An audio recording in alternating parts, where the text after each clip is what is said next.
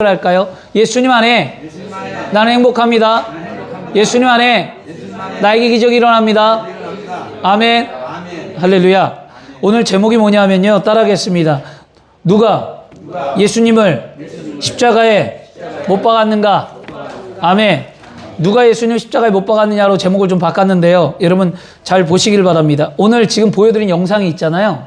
이거 영화의 한 장면인데, 영화가 뭐냐면 주인공이 전지현이란 여자 배우와 이정재라는 남자 주인공의 영화였습니다. 이게 한 6년 전 거예요. 뭐냐면 암살이라는 영화예요. 암살.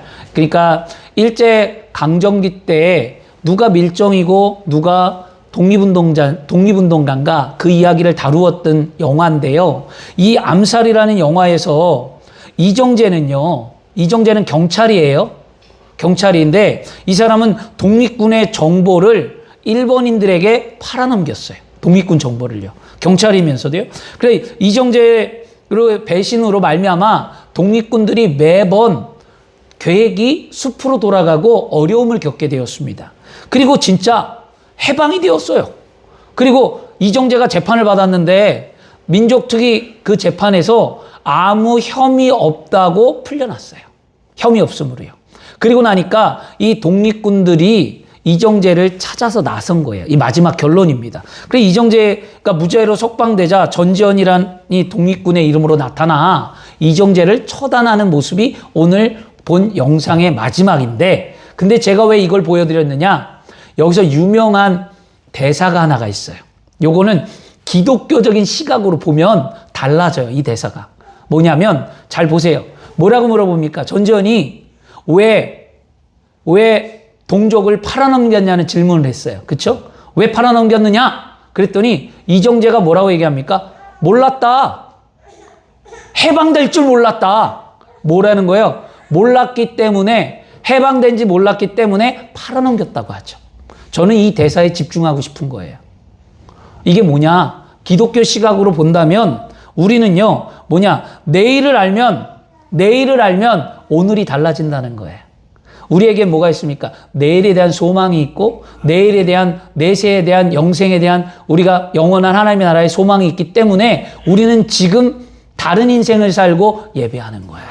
그렇죠? 저는 이거에 이정재가 내일을 알았다라면, 이정재가 해방이 될 걸 알았다라면 그렇게 민족을 배반하는 일을 했을까요? 그렇지 않았을 것 같아요. 내일을 모르니까 그런 일을 했겠죠. 그래서 우리는 기독교인들은요, 그런 시각을 좀 가졌으면 좋겠습니다. 주안에 살아가는 여러분, 복음을 모르는 세상 사람들은 이와 같은 삶을 살아가요.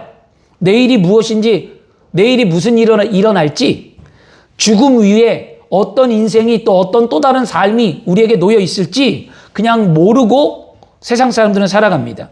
이런 삶을 성경은 뭐라고 얘기합니까? 어리석은 자의 삶이라고 얘기하고 있습니다.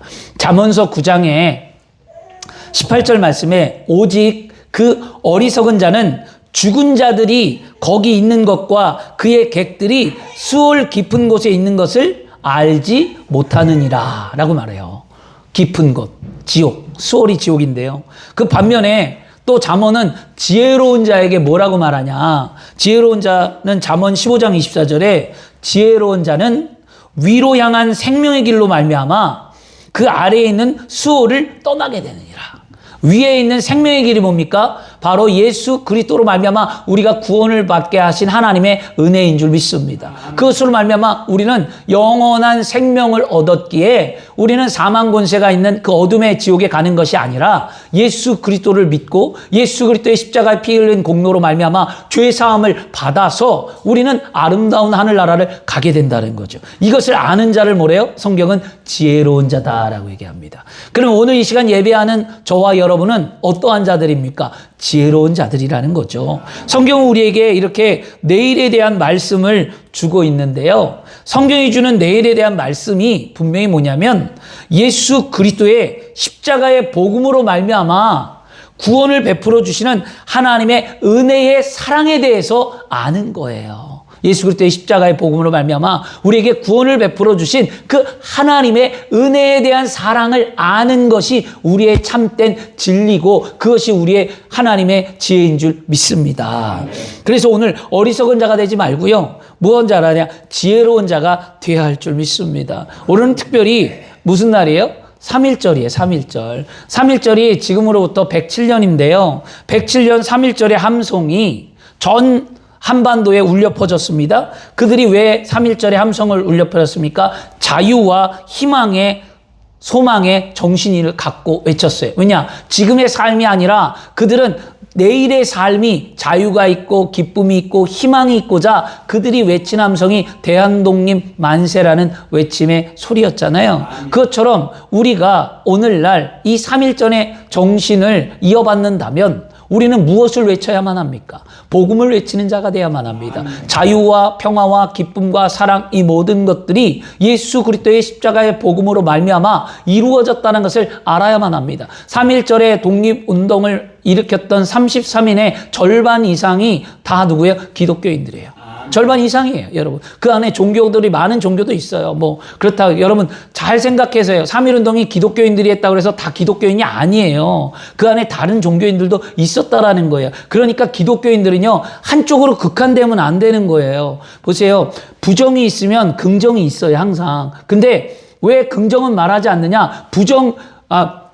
부정이 크면 긍정을 말하지 않고요. 긍정이 크면 부정을 말하지 않아요. 그런데 우리 기독교인들은 기독교의 시각이 크니까 3.1운동이 기독교만 얘기하는 거예요. 그러나 그 안에 여러분 다른 종교인들도 함께 동참해서 민족의 해방을 외쳤다라는 것을 잊어버리시면 안 됩니다. 어떤 분들은 3.1운동이 무조건 기독교 정신에서 만들어졌고 기독교인들을 위한 거라고만 말하는데 그것도 여러분 바람직한 게 아니에요. 기독교인들은 바른 시각을 봐야 돼요. 나라를 볼 때도 좋은 게 있고 나쁜 게 있고 바른 걸 보고서 판단해야지 한쪽으로 편향돼서는 절대로 안 된다는 것을 우리는 꼭 아셨으면 좋겠습니다. 그래서 오늘 주 안에 사랑하는 여러분, 예수 그리스도의 십자가의 복음으로 말미암아 구원을 베풀어 주신 하나님의 은혜와 사랑의 성도의 뭐예요? 이것이 사랑이 우리의 영광스러운 내일을 보장한다라는 거예요. 그렇잖아요. 그래서 예수님은 이 땅에 오셔서 십자가를 지시고 오늘 성찬주일이잖아요.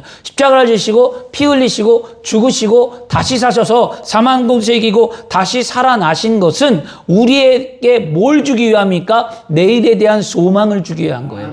그렇죠? 그걸 분명히 아시길 바랍니다. 그래서 예수님께서 다시 부활하셨어요. 그리고 하늘로 올라가셨어요. 승천하셨어요. 그리고 예수님은 승천하시면서 마지막 말을 남겼습니다. 내가 다시 오리라. 너희가 본대로 내가 다시 오리라. 재림의 주에 대해서 말씀하셨는데요. 우리가 사는 동안에 만약에 우리가 사는 동안에 예수님이 이 땅에 재림하신다면 우리는 분명히 알아야 되는 게 뭐냐면 우리는 신령한 부활의 몸을 입고 주님을 맞이하는 아름다운 성도가 된다라는 거예요. 이 땅에 살다가 우리가 죽으면 사망권세 이기신 주님의 부활하셨던 그 부활의 능력으로 우리가 부활의 몸을 입고 저 하늘 저 천국 주님이 계신 나라로 가는 것이고 만약에 그렇지 않고 우리가 사는 동안에 주님이 온다면 우리는 분명히 예수를 믿고 구원을 받고 하나님의 자녀가 되었기 때문에 예수님이 이 땅에 재림하면 우리는 부활의 영생의 소망이 이루어진다라는 것을 믿으시기를 바랍니다. 이게 복음이었어요. 구원받은 우리가 늘 입으로 말하는 그러면 우리가 구원받은 우리가 입으로 늘 말하죠. 주님의 일을 하겠다. 주님의 일을 원하는 일을 하겠다라고 하는데 주님의 일이 뭐 그렇게 거창한 게 아니에요. 주님의 일은 오늘 이 시간 예배하는 것 이것도 주님의 일입니다. 그리고 주님의 일은 내 마음이 하나님을 향해 있는 것도 주님의 일입니다. 즉 주님의 일은 뭐냐? 내가 주인된 삶이 아니라 주님이 나의 주인 되심을 깨닫고 그 하나님의 말씀 앞에 순종하며 믿음의 삶을 살아가는 것이 주님의 일을 하는 거예요. 여러분, 주님의 일이 뭐 대단한 뭔가라는 것이 아니라 내 삶의 주인은 하나님이라는 거죠. 내 삶의 주인이 따로 있다는 거예요. 내 삶이 내가 살아가는 것 같지만 나는 청지기의 삶을 사는 것이고 나는 이 땅에 나그네 삶을 사는 거고 이 땅에 나는 맡겨진 자의 삶을 사는 거라고 고백하며 모든 것을 맡기며 순종하며 하나님의 은혜 가운데 삶을 살아가는 것이 주님의 일을 하는 거예요. 그런 모습을 통하여서 뭐 하라는 거예요? 복음이 이 땅 가운데 증거되고 여러분이 말씀에 순종하며 아름다운 인생을 살아낼 때에 세상이 바뀌고 가정이 변화되고 믿지 않는 이들이 돌아오고 아름다움이 나타나는 거였어요. 그것이 되어지지 않으면서 많은 일을 한다고 하는데 여러분 우리 그러지 않기를 바랍니다. 오늘 암살이라는 이 영화가 우리 기독교인의 시각으로 볼 때 분명히 우리에게 교훈을 줬어요. 뭐냐? 내일을 알면 오늘이 달라진다는 거예요. 내일이 알면 달라지겠죠. 그러므로 예수 그리스도의 십자가의 복음으로 오늘을 살아가는 우리는 무엇이 달라져야 할까요? 말과 행동과 삶에 주님을 위한 것이므로 먹든지 마시든지 무엇을 하든지 항상 하나님의 영광을 위해 삶을 사는 저와 여러분이 되어야 할 줄 믿습니다. 아멘. 결론은 그거예요. 내가 영광이 되는가? 내가 지금 화를 내든 인간이니까 화 안 나는 사람 없고 싸우지 않는 사람 없고 인간이니까 남을 안 속일 수도 없고 장사의 이윤을 남겨야 되니까 남을 좀 속일 수도 있고 그런데 중요한 건 뭐냐? 우리가 무엇을 하든지 이것이 하나님의 영광인가 아닌가를 꼭 생각해야 돼요. 아멘. 영광이 아니면 바로 내려놓으면 돼요. 회개하면 돼요. 간단한 진리를 우리는 뒤로 밀어놓고 인간적인 욕망과 인간적인 욕구로 살아가는 것뿐이었습니다. 내 안에 주님이 나는 죽고 주만 산다라는 신앙을 갖는다면 나의 일거수일투족이 무엇을 하든 어떤 삶이 하나님께 영광인가? 이거 굉장히 중요한 신앙입니다. 하나님께 영광인가를 생각하면 화가 참아져요. 하나님께 영광인가 생각하면 남을 이해합니다. 하나님께 영광인가 생각하면 용서 못할 것이 아무것도 없다라는 거예요. 하나님의 영광이냐를 생각하면 남을 비판하지 않습니다. 하나님의 영광이라고 생각하면 내가 한쪽으로 편향된 그리스도의 시각을 가질 수가 없다라는 거였어요. 오늘 말씀을 듣는 저와 여러분들은 반드시 달라지시기를 바라고요. 우리가 하나님 앞에 쓰임받는 삶이 되어야 할 줄 믿습니다. 오늘 성찬주일이에요. 이 성찬의 예식을 기억해야만 합니다. 십자가에 피 흘려 죽고 사망 권세 이기시고 부활하신 예수님을 기억하는 이 성찬 예식을 하는 이 주일날 이 예배를 통해서 어리석은 삶이 아닌 지혜로운 삶을 살아가는 저와 여러분이 되어야 할 줄 믿습니다. 오늘 말씀에 예수님이 십자가에 못 박은 사람들이 나와요. 예수님이 못 박았어요. 근데 예수님이 못 박히게 할 때 이 빌라도가 말하잖아요. 너희가 말하는 유대 왕을 왜 죽이려 하느냐? 그들이 정말 죽여야 하느냐? 나는 너희들의 왕, 유대인의 왕이라는 이 예수에게 죄를 찾지 못했다. 빌라도는 놓아주고자 3번, 2번 연속으로 물어보는데 그들은 뭐라고 하냐? 못 박으라는 거예요. 죽이라는 거예요. 싫다는 거였습니다. 그러면 예수를 십자가에 못 박은 이는 누구냐는 거죠. 오늘 성경에 보니까 유대에는요 3개의 종파가 있어요. 유대인들에게는요 3개의 종파가 있는데 하나는 바리새파, 또 하나는 사두개파, 하나는 에세네파. 그렇게 해서 3개의 파가 나눠져 있는 게 유대인들이었습니다. 그러면 이 바리새파는 바리새인들이라고 얘기해요. 바리새파는 바리새인들인데 유대의 경건주의로 이루어진 분파로서 분리된 자라고 말하는데 이들은 율법, 모세 오경과 구전으로 내려오는 전통을 함께 지키는 자였고요. 이들은 회당이라는 것의 말씀을 가르치는 회당의 중심에서 말씀을 가르치는 즉 평신도 그러니까 중산층 그들이 평신도 중산층 계급이 바리새인들이었어요. 그리고 이 바리새인들은요 부활과 내세를 믿었고요. 그 다음에 그들은 표면적으로 잘 말씀을 지키는 것 같았지만 마음은 그렇지 않았기 때문에 예수님이 외식하는 자라고 그들을 책망했다라는 거죠. 그리고 그런데 여러분 보세요. 그럼 바리새인들이 다 외식하는 자였는가? 아니에요. 아까도 얘기했잖아요. 동전의 양면처럼 기억하라는 것. 바리새인들 가운데도요. 예수님 앞에 나온 자들이 있어요. 성경에 보니까 니고데모. 그렇죠? 그 다음에 아리마대 요셉. 그 다음에 가말리엘. 그 유대인들이에요. 전부 다. 이 사람 다 바리새인들이에요. 이 바리새인들이 다 무슨 그렇게 위선자고 그렇게 나쁘냐? 그렇지 않고 그들 가운데도 좋은 사람들이 있었다라는 거죠. 그러니까 우리는 잘 기억해야만 합니다. 그리고 사두개인은 누구냐? 사두개파인들을 사두개인이라고 얘기하는데요. 이 사두개인들은요. 예루살렘 성전이 AD 70년에 멸망당하거든요. 성전이 파괴될 때까지 AD 70년대까지 활동했던 유대의 누구냐? 귀족. 이들은 귀족의 계급이었어요. 바리새인들은 평민이라면 사두개인들은 바리새인들보다 한 단계 높은 귀족들이었어요. 그들은요. 그래서 그들은요, 모세 오경만을 믿었고요. 그들은 부활이나 내세를 믿지 않는 사람이었습니다. 그리고 사내들이라는 공회의 수장이었고요. 그 다음에 로마에게 뭐라냐면 정치적으로 로마에게 협조하는 귀족들이 사두개인들이었어요. 그러면 바리새인들과 사두개인들을 잠깐 비교해 보면 차이가 뭐냐? 사두개인들은 제사장과 귀족 출신, 바리새인들은 평민 출신, 중산층 평민 출신이고요. 다르죠? 그 다음에 사두개인들은 아까 얘기했듯이 부활과 천사와 내세를 부정했고요. 안 믿었어요. 부활도 안 믿고. 그런데 바리새인들은 부활과 내세와 천사를 믿는 자였고요. 확연히 다르죠. 같은 종파인데. 그리고 사두개인들은 오직 모세 오경만 믿었고요. 바리새인들은 모세 오경에다가 플러스 하나 더 구전으로 내려오는 전통을 믿었어요.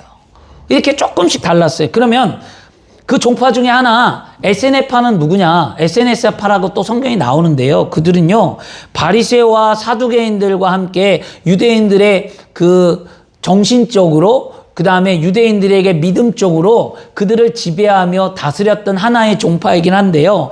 그들은 무엇이냐면 경건주의자들이에요. 경건주의자들에서 사회라는 근방에 그들은 금욕주의, 그 다음에 재산을 갖지 않아요. 재산이 없어요. 가난해, 아무것도 가진 게 없어요. 그리고 그들은 그 금욕으로서 세상과 단절된 삶을 살아갑니다. 너무 외통수, 외골수였어요. 이거는 SNS파의 그 모습이었습니다.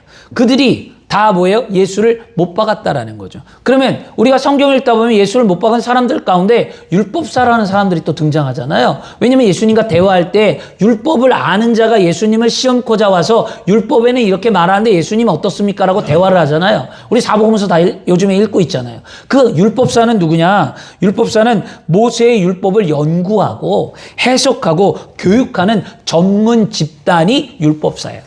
모세 오경을 연구하는 사람들이죠. 그 사람 율법사예요. 그러면 성경에 또 서기관이라는 사람들이 나와요. 그러면 서기관은 또 누구냐? 서기관은요, 고대 히브리의 성경을 필사하고 그 다음에 보존하며 그들이 성경을 연구하는 사람이 서기관이에요. 그러면 율법사와 서기관은 어떤 관계가 있는가 보면은요, 서기관은 율법을 필사하고 연구하는 일반적인 일을 한다면 율법사는 이를 해석하고 가르치는 일에 집중하는 사람이 율법사라는 거죠. 이 모든 사람들이 지금 다 예수를 뭐예요? 십자가에 못 박으라고 외친 자들이었어요. 서기관과 율법사와 모든 자들이. 그러면 그 중에 가장 앞장섰던 사람이 누구냐? 대제사장이었어요. 대제사장은 구약과 신약에 말하면 유대교의 모든 제사장으로서 레위인을 감독하는 최고의 지도자였어요. 대제사장은요, 최고의 지도자예요. 그는요, 성소에 들어가고 예배하며 하나님을 가까이 섬기는 수장이었습니다. 그런데 이 대제사장이 하나님의 말씀을 알면서도 불구하고 예수 그리스도가 이 땅에 태어났는데도 불구하고 깨닫지 못하고 아둔하여서 예수를 십자가에 못 박는 일에 앞장서는 사람이 되었다는 거죠. 오늘 보세요. 오늘 말씀에 마가복음 15장 10절에 말씀합니다. 이는 그가 대제사장들이 뭐하며 시기로 예수를 넘겨줄 알미라 뭐 했다는 거예요? 시기했다라는 거예요. 왜 시기할까요? 예수를 왜 시기합니까? 왜냐하면 자신이 가지고 있는 것을 빼앗길까 봐. 그리고 예수님이 자꾸 자신의 죄악을 밝히는 게 껄끄러웠기 때문이었어요.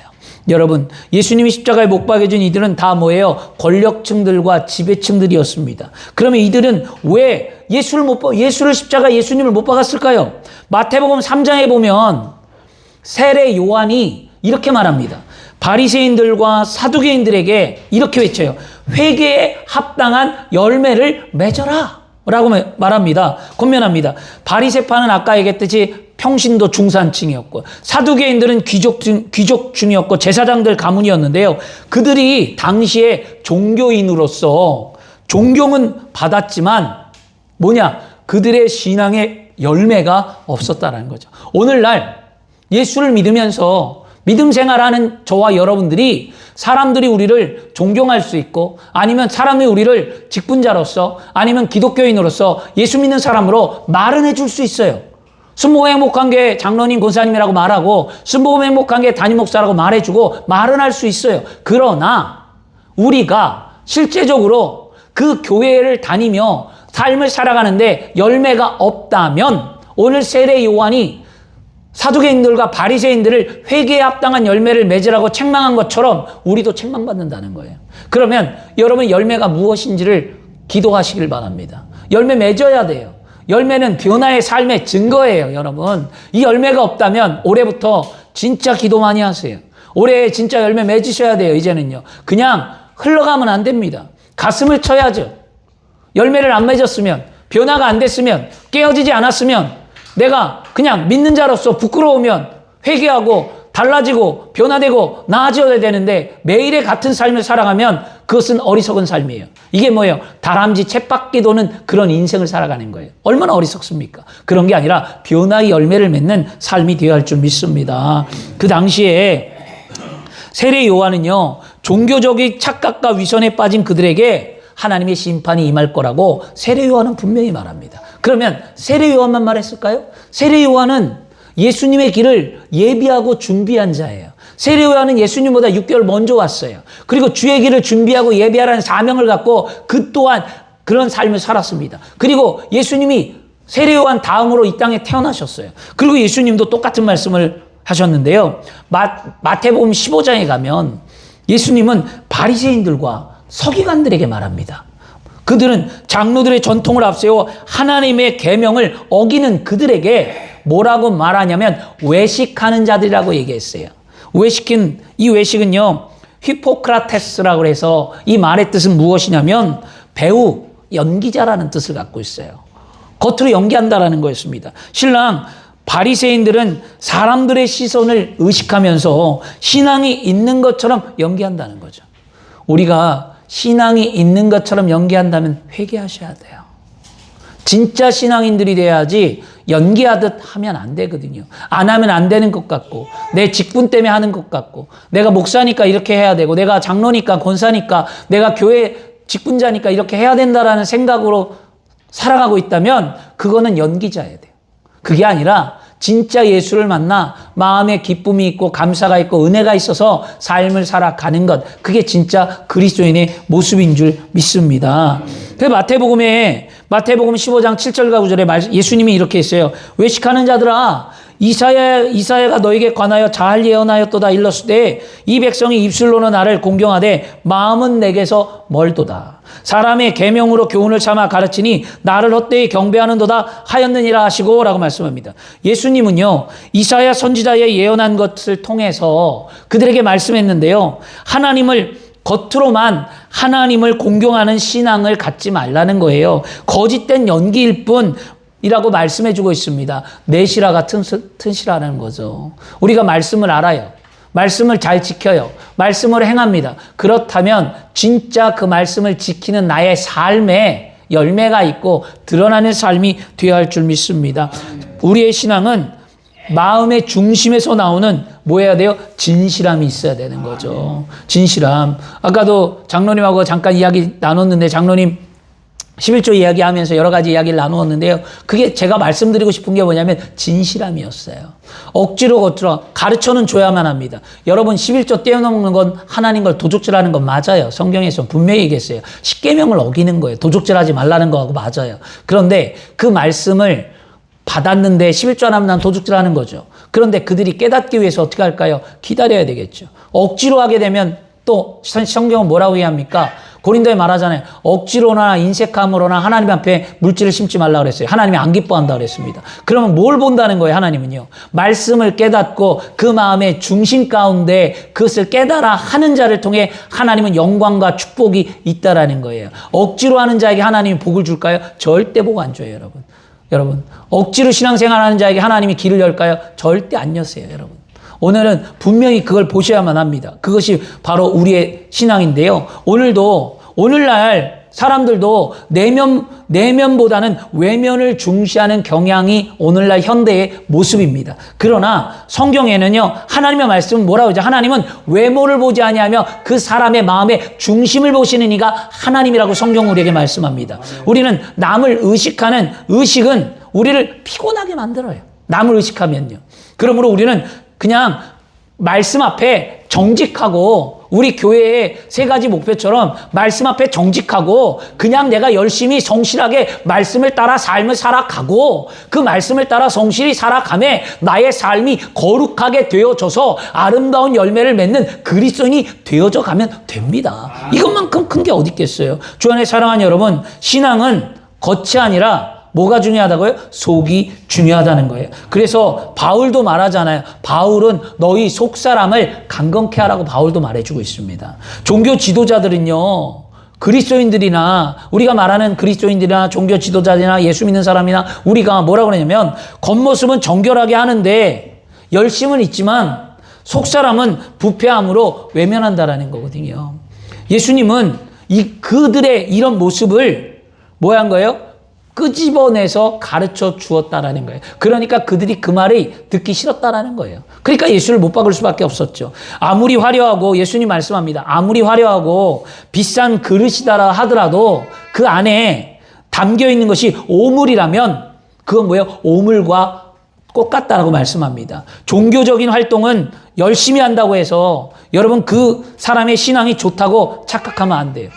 종교적인 활동 많이 한다고 그 신앙이 좋다? 신앙 그렇게 판단하시면 안 돼요. 저도 교만해서 많이 회개했습니다, 옛날에 보여지는 것을 통해서 그래도 보여지는 게 낫지 않겠냐, 보여지는 신앙이 훨씬 더 낫다라는 고정관념으로 신앙생활을 해왔는데 어느 순간 하나님이 깨트리더라고요. 그게 아니라 뭐가 더 낫다고요? 보여지는 게 아니라 마음의 중심이 낫다는 거예요. 이것을 깨트리게 한 게 뭐냐면 하나님이 저와 사모의 관계에서 깨트리게 하신 거예요. 사모와 관계에서. 왜냐? 저는 이렇게 열심히 하고 나는 이렇게 열심히 하는데 사모도 나와 같이 열심히 했으면 좋겠는데 그게 안 되니까 불평하게 되고 싸우게 되고, 그리고 난 다음에 자꾸 뭐 하냐? 내가 비판하게 되고 정죄하게 되고 판단하게 되고 나무라게 되고, 이렇게 해야 되는 게 맞지 않냐, 이런 신앙으로 가야 되지 않냐, 이렇게 열심히 해야 되지 않냐라고 자꾸 권면했는데 이게 부딪히는 거죠. 그러다 보니까 어느 순간 하나님이 뭐냐면 제 마음 가운데 나의 속보다 사모의 속이 더 깨끗하다라고 얘기하셨어요. 이게 무엇을 말하냐? 우리 신앙인들이 착각하는 게 있는 거예요. 연륜이 있고 직분을 받았고 주의 종이 되었고 신앙의 말씀을 많이 알고 봉사하고 열심히 해서 자신이 쌓아온 신앙의 커리가 나의 모든 것을 신앙으로 대변하는 거예요. 그것을 못하면 그 사람은 신앙이 없는 거예요. 이렇게 치부하는 우리 기독교인들의 현실의 이 눈높이가 우리는 달라져야 될 줄 믿습니다. 하나님은 절대 그거 안 기뻐합니다. 마음의 중심을 본다는 거예요. 마음의 중심.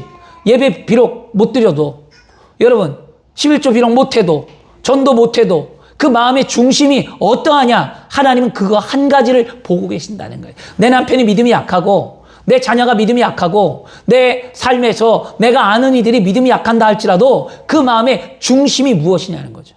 제가 여러분들 볼 때 여러분들이 제가 원하는 기준점에 다 도달할까요? 여러분 절대 도달하지 않습니다. 근데 무엇을 보느냐? 여러분들의 마음의 중심을 보는 거예요. 얼만큼 하나님을 사랑하고 있는가? 얼만큼 열심을 갖고 있는가? 지금 환경에서 어떤 믿음의 삶을 살아가고 있는가? 아, 이분은 지금 이 상황 속에서 이렇게 신앙생활하는 게 이분이 최선이구나. 이분이 이것이 최선이라는 것을 깨닫게 하니까 감사가 있다라는 거였어요, 여러분. 그걸 우리는 보는 눈을 가져야 될 줄 믿습니다. 그런 신앙인들이 되었으면 좋겠습니다. 여러분, 신앙이 죄에 빠지는 것보다, 우리가 죄를 짓는다고 얘기하잖아요. 죄를 짓는 것보다 더 심각한 게 뭐냐? 외식에 빠지는 거예요. 신앙을 연기하는 거예요. 연기하는 거. 죄에 빠지면 회개할 수 있지만, 여러분, 외식에 빠지면 자신의 상태를 자각하지 못하기 때문에 회개를 못해요. 자신을 보지 못하. 그래서 심리학 용어는 뭐냐? 객관화를 하라는 거예요. 객관화. 자신을 좀 들여다보라는 거예요. 그 객관화가 성경에 뭐라고 얘기하죠? 예수님께서 너의 눈에 들보를 보지 못하면서 남의 눈에 있는 티끌은 보냐? 그 티끌 때 묻은 작은 것, 그것 때문에 말하냐? 너는 들보를 갖고 있다고 말하는 것처럼 우리는 나 자신을 객관화하는 신앙인들이 되어야만 합니다. 그 예수님은 그들에게 자꾸 뭐하냐? 객관화를 시켜준 거예요. 너를 돌아보라는 거예요. 말씀을 하냐? 종교인이냐? 지도자냐? 그리고 그렇게 열심히 살아가고 있냐? 그러면 너희를 돌아보라는 거예요.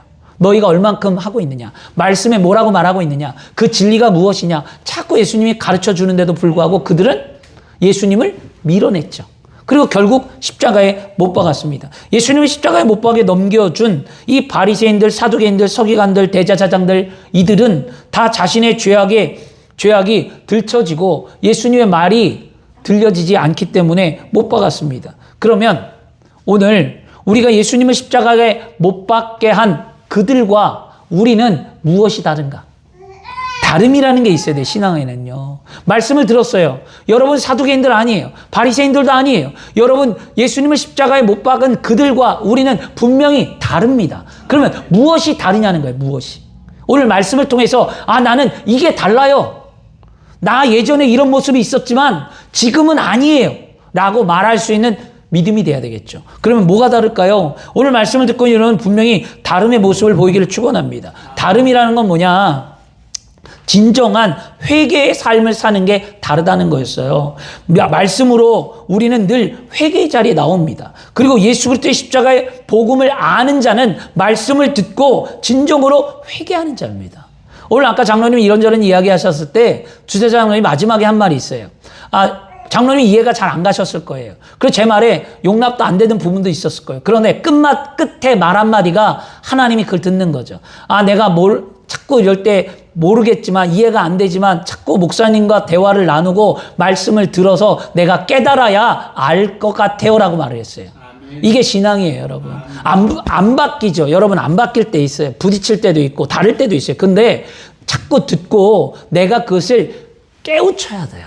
바꿔나가는 게 우리의 신앙입니다. 그래서 여러분, 근데 회개와 후회는 다르다는 것을 기억해야만 합니다. 후회는 뭐냐? 후회는 그냥 과거의 잘못을 그냥 탄식하고 돌이키는 건 후회예요. 과거의 잘못을 돌이켜. 예수 믿기 전의 삶을 예수 믿고 난 후에 내가 이렇게 살았으니까 이렇게 삶을 잘못했으니까 용서해 주세요. 이렇게만 생각한다면 이건 회개가 아니에요. 이건 뭐냐? 이거는 후회예요. 진정 회개는 뭐냐? 회개는 과거에 대한 반성이자 미래에 대한 결단이에요.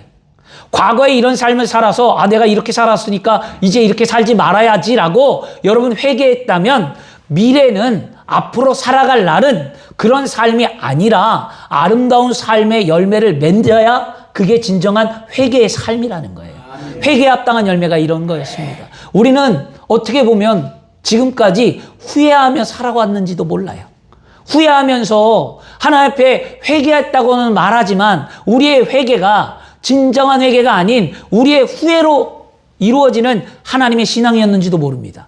그렇다면 진짜 열매를 맺고 진짜 회개했다면 그 삶 속에 아름다운 열매를 맺어야 될 줄 믿습니다. 회개는 삶의 변화와 성장으로 이루어지는 열매가 있어야 이게 회개라는 거예요. 우리가 그리스도인인지 아닌지는 뭘 보면 안다로요? 성경은 열매를 보면 안다라고 성경은 우리에게 말씀합니다. 우리 열매를 맺기 위해 반드시 어떻게 해야 할까요? 우리는 말씀 앞에 순종하는 삶을 살기를 그리스도 이름으로 축원합니다. 예수님을 십자가에 못 박았던 이들이 하나님의 말씀 앞에 순종했다면 어떤 결과를 가져왔을까요? 그렇죠.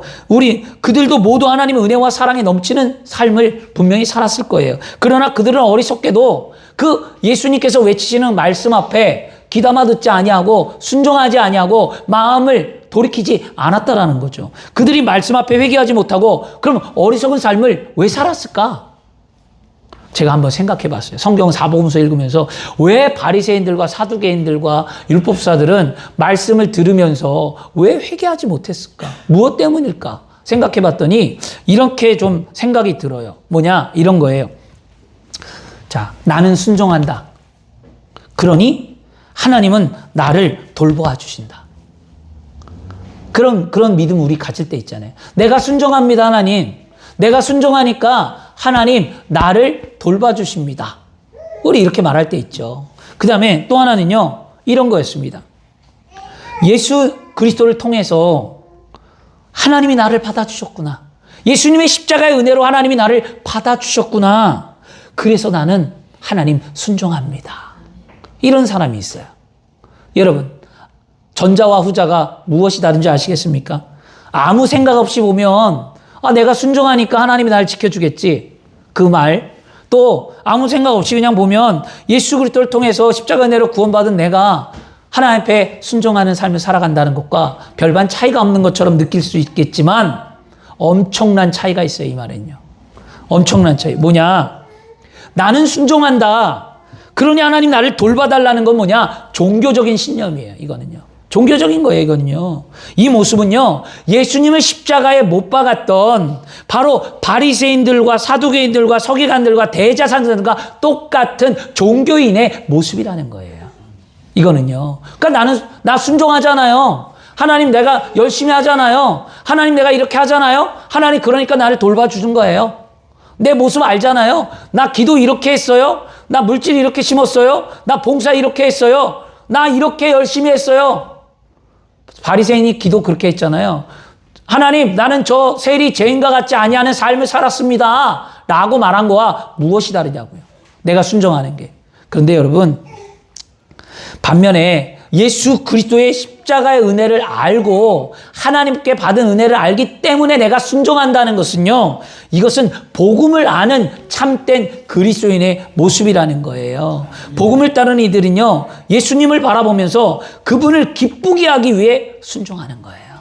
그렇죠? 주 안에 사랑하는 여러분, 우리는요. 오늘 십자가의 복음을 아는 우리는 말씀을 듣고 살아가는 삶에 있어서 분명히 다름이 무엇인가? 우리에게는 진정한 회개가 있고 우리의 그 회개는 진짜 순종으로 나를 이끄는 삶이 되어져 간다는 거예요. 그래서 우리는 말씀 앞에서 회개하고 삶의 변화와 성장의 열매를 맺는 삶을 사는 그리스도인이 되어야 할 줄 믿습니다. 또 우리는 말씀 앞에서 내일에 대한 소망이 있기에 순종하는 삶을 살아가는 그리스도인이 되어야 할 줄 믿습니다. 오늘 말씀을 마치려고 합니다. 여러분 분명 예수님께서는요 십자가에 피 흘려 돌아가셨어요. 누구를 위해서? 우리를 구원하기 위해서. 그 구원은 뭐예요? 하나님의 은혜와 사랑의 증거입니다. 그리고 예수님의 십자가의 은혜를 알면 우리는 내일에 대한 뭐가 생기죠? 소망이라는 게 생겨요. 내일에 대한 것도 분명히 깨닫기 때문에 오늘을 우리는 다르게 살아가는 삶을 살아가는 겁니다. 예수님 우리의 영혼이 잘 되고 범사가 잘 되고 강건하게 살아갈 수 있도록 이 땅에 분명히 오셨습니다. 그러므로 우리는 예수를 믿는 삶이 무엇인지 이 땅 가운데 드러냄을 통해 세상에 복음을 증거하는 삶이 되어야 할 줄 믿습니다. 예수 그리스도의 십자가의 복음을 아는 우리는요. 분명히 세상과 구별되고 다름의 삶을 살아냄을 통해서 세상에 복음이 증거내는 삶을 살아야 될 줄 믿습니다. 그렇게 하기 위해서 예수께서 십자가에 죽으신 이유가 무엇인지를 분명히 깨닫고 은혜에 합당한 삶을 살길 바랍니다. 예수님의 이 십자가의 은혜가 나만을 위한 건가요? 여러분 아니에요. 자꾸 나를 사랑하고 나를 위해서 오셨다라고 자꾸 고백하다 보면 나만을 위해서 온 줄 알아요. 아니에요. 우리를 위해서 왔어요. 세상의 전부를 위해서 왔어요. 하나님은 세상에 죽어가는 영혼이 없도록 예수 그리스도를 이 땅에 보내셨고 하나님은 다 죄악 가운데 멸망받지 않도록 그들을 구원의 길로 이끄도록 예수 그리스도를 이 땅에 보내셨다는 거예요. 그러면 우리는 예수 그리스도를 아는 우리가 이 땅에 죽어가는 영혼을 향하여 복음을 들고 나가야만 합니다. 십자가의 은혜를 알면 여러분 전하는 자가 되어야만 합니다. 예수 그리스도의 십자가를 못 박은 이들과 다른 삶을 살고자 원한다면 말씀 앞에 순종하고 예수 그리스도가 이 땅에 온 것을 깨달아 복음을 증거하는 사명이 되어야 할 줄 믿습니다. 그러면 그 복음이 누구에게는 합당하고 누구에게는 합당하지 않을까요?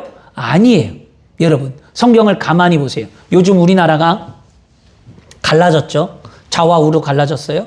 그리고 많이 싸워요. 2년 전쟁도 하고요. 근데 그거에 휘말리지 마시길 바랍니다. 예수님은요. 자, 예수님 마태복음 10장에 보면 예수님의 12제자를 불렀어요. 이걸 모르기 때문에 그러는 거예요. 이것 꼭 알면 절대 휩쓸리지 않아요. 12제자가 있는데 그 12제자 가운데에 두 사람의 이름을 거론할 건데요. 잘 들으시길 바랍니다. 가나인 시몬이라는 사람이 있어요. 가나인 시몬. 예수님 제자 가운데. 근데 이 누가복음 6장에 이 가나인 시몬을 셀롯인 시몬이라고 얘기해요. 그러면 가나인이나 셀롯이나 뭐가 다를까? 이렇게 헷갈리죠. 이게 뭐냐면 가나인이라는 것은 아랍어예요. 아랍어. 그 다음에 셀롯인이라는 것은요 뭐냐 헬라어예요. 그러니까 우리가 한국말이 있고 뭐 중국말이 있고 똑같은 말이 다르듯이 그 언어적인 차이인데, 아무튼 그 시몬이라는 사람이 있는데 그 시몬이 그러면 가나인이라는 시몬과 셀롯인이라는 시몬의 뜻이 뭐냐? 열심당원이라는 뜻이에요. 열심당원. 열심당원은 무엇하는 사람이냐? 로마 통치에 거부하고 폭력을 행사하며 급진적 민족주의자들이에요. 다시 말하면 독립군이에요. 로마 항쟁을 싸우는 독립군이 열심당원이었어요. 그러면 그 열심당원이 있어요. 그 예수님이 제자 가운데 또 한 사람이 있습니다. 누구냐면 세리 마태가 있어요. 세리 마태. 세리 마태는 뭐예요? 세금을 걷는 사람이에요. 세금을 걷는 사람은 유대 사회에서 로마에 협력해서 세금을 걷는 매국노였어요. 그럼 오늘 3.1절이니까 좀 쉽게 말하면 예수님 제자 가운데 뭐가 있는 거예요? 독립군과 친일파가 있는 거예요. 쉽게 얘기하면요. 그렇잖아요. 그 로마 압제에서 독립을 원하는 열심당원이 독립군이 있고, 로마에게 빌붙어서 살아서 나라와 민족의 고를 빨아먹는 세금을 걷는 매국노가 있다라는 거예요. 근데 예수님은 그 두 사람을 예수님의 제자로 세우고 예수님의 12제자가 뭐 했어요? 하나가 되게 하셨어요. 아멘. 그리고 12제자를 통하여 하나님은 복음을 이루어 하나님의 나라와 역사를 만드셨습니다. 그렇다면 우리는 뭐 해야 할까요? 그래서 예수님이 요한복음 17장에 가면 그 기도가 뭐예요? 하나가 되기 위한 기도였어요. 그러면 우리가 그것을 깨닫는다면 우리는 어떻게 해야만 합니까? 오늘날 이 현 시대를 바라보면서 우리는 무엇을 해야만 합니까? 우리는 하나가 되는 일에 힘써야죠. 어느 한쪽에만 하나님이 있지 않아요. 여러분, 분명한 겁니다. 아브라함 링컨이 노예해방 전쟁을 할 때 남북 전쟁을 일으켰을 때 남군과 북군에서 주일날 예배를 할 때마다 각자마다 예배했어요. 하나님, 우리가 이기게 해주세요. 이 전쟁에서 승리케 하시는 이가 하나님입니다. 북군을 멸하해 주세요. 남군을 멸하해 주세요. 각자마다 자신을 하나님께 기도했어요. 아브라함 링컨에게 보좌관이 와서 말했습니다. 대통령님, 우리가 이번에 승리를 하기 위해서는 하나님께 저 군이 면하게 해달라고 기도해야 합니다. 그랬더니 링컨이 이런 얘기를 했어요. 그건 하나님의 뜻에 달려있다. 하나님의 뜻만, 사람의 뜻이 아닌 하나님의 뜻만 완전히 선다는 거였어요. 뭐냐? 남군에도 하나님이 있고 북군에도 하나님이 있다. 그러나 어떤 것이 하나님의 선한 뜻인지 우리는 알 수 없고 하나님의 선한 뜻만이 이루어진다고 그랬어요.